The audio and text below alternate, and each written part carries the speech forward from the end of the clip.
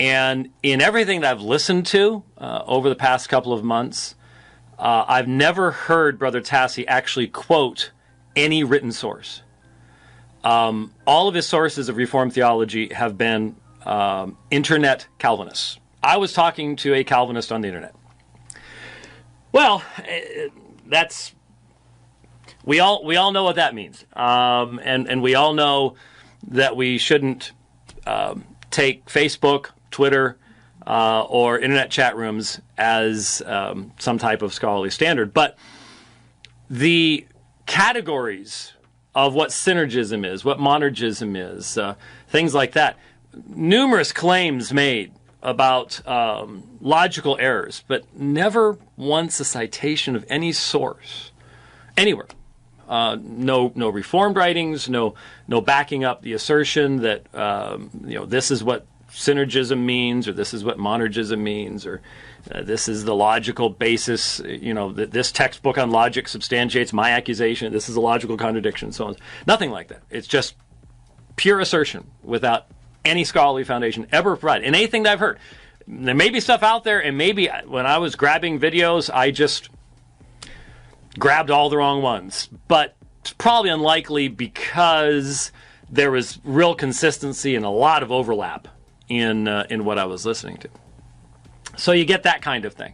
And you get the Calvinist God. The Calvinist God is Satan.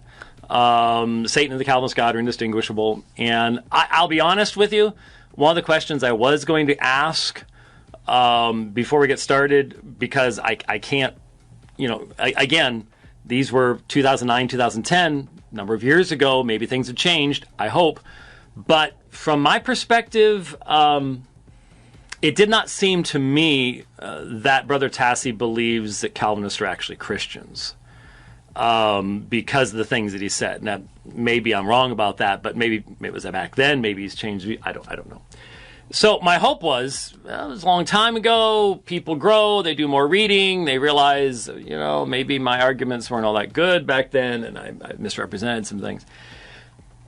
So then I was directed to this video, and it's from, I believe, 2012, so it's only 4 years old. And it's specifically about me. Well, about the Potter's Freedom. And there is a connection to Romans 9 later on. So it's somewhat relevant. But might give us an idea of the categories, the things that need to be discussed tomorrow evening, possibly. And everybody keeps asking, is there a live stream? No, there's not a live stream. Sorry. We keep saying, no, there's not a live stream. It'll be posted when it gets posted. Sorry, it's just the way it is. So here's Brother Tassi, and he titled the video, James White, Freedom to Blame the Potter. Freedom to blame the potter. So let's review it. Use a term called universal determinism. It says that God causes everything, and yet they equivocate by going back and forth between this universal determinism, and they say God does everything, it was caused everything. It's late Augustine and John Calvin. It wasn't before Augustine that this was taught in the church. It took 3 centuries. A common claim, a bogus one, but a common claim. You'll find it in lots of books. Just last Sunday, I read from the Epistle of Dionysius. Some people call it Mathetes. We're not sure of the exact date, but it's 2nd century probably. Strong assertion of not only Orthodox soteriology, but you can find both in Clement and Dionysius very strong references to God's sovereignty, God's power, and of course, these things come from what's called the Tanakh, the Torah, the Nevi'im, and the Ketuvim, where God, over and over again, remember Nebuchadnezzar? Nebuchadnezzar was long before the New Testament church. Nebuchadnezzar himself very clearly laid out in Daniel chapter 4 the absolute sovereignty of God. The psalmist, Psalm 135, Psalm 33, the book of Isaiah, numerous texts that we could go to between 40 and 48 especially, that present the absolute sovereignty of God over all things, and the fact that there is only one autonomous will. One of the problems with Brother Tassi is he seems to assume that free will and autonomous will are identical things and does not recognize a category difference.